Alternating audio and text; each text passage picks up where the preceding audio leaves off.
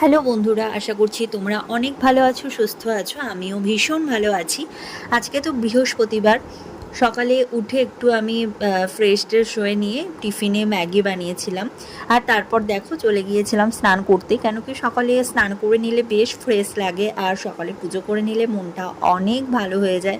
সারা দিন একটা বেশ পজিটিভ ভাইবস পাওয়া যায়। তো আর কি, স্নান টান করে পুজো করে নিয়ে আমি আজকের লাঞ্চ মেনুটা রেডি করার জন্য চলে এসেছিলাম কিচেনে। তো দেখলাম জেঠিমা সমস্ত সবজি কেটে রেখে দিয়েছে, যেরকম বলেছিলাম সেরকমই।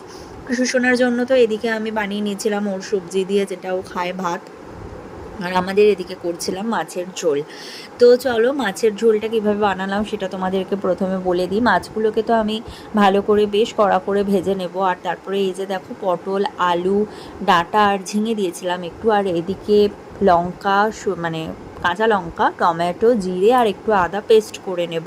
তো দেখো এদিকে সবজিটা আমার ভাজা ভাজা হয়ে এলে এর মধ্যে আমি দিয়ে দিলাম ওই যে পেস্ট করা মশলাটা। তো তারপরে এটা দিয়ে কষিয়ে একটুখানি নুন আর হলুদ দিয়ে দিয়েছিলাম, দিয়ে যেরকম জল দিয়ে সিদ্ধ হতে দিয়েছিলাম। তারপরে তো লাস্টে গিয়ে মাছগুলো দেবো। যেরকম তোমরা করো সেরকমই সিম্পলভাবেই একদমই আমি করেছিলাম। সবাই যেরকম করে আমিও সেরকমই করেছিলাম, এই আর কি। আর দেখো এটা ঝোলটা হতে দিয়ে আমি চলে এসেছিলাম একটু দইয়ের শরবত বানাবো বলে। তো দইয়ের শরবত বানানোর জন্য প্রথমে তো দই লাগবেই। তো দই দিয়ে দিয়েছি আমি 2-3-4 চামচ। তারপরে বিট নুন আর একটু দিয়ে দিয়েছিলাম চিনি। যে যেমন চিনি খাও সেরকমই দেবে, আমি তো নর্মাল খাই, তো যাই হোক সেরকমই দিয়েছিলাম। আর দইটা তো ঠান্ডাই ছিল, যে কারণে আরও বেশ ভালো লাগছিলো, পুরো একদম ঠান্ডা ঠান্ডা। আমার ভীষণ পছন্দের দইয়ের শরবত, আর তোমাদের দাদাভাইও ভীষণ পছন্দ করে। তো যেই কারণের জন্য বানিয়ে নিয়েছিলাম। আর শেষে একটু দিয়ে দিয়েছিলাম জিরের গুঁড়ো।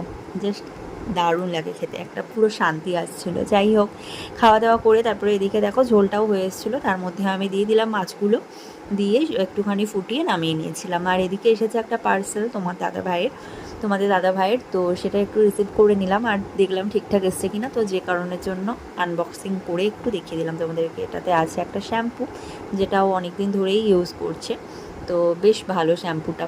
তো চলো আজকের মতো টাটা। ভিডিওটা ভালো লাগলে অবশ্যই তোমরা লাইক করো আর পেজটা ফলো করে দিও। তো আজকের মতো টাটা, দেখা হবে আবার নতুন ভিডিও নিয়ে। তোমরা সবাই ভালো থেকো, সুস্থ থেকো, বাই।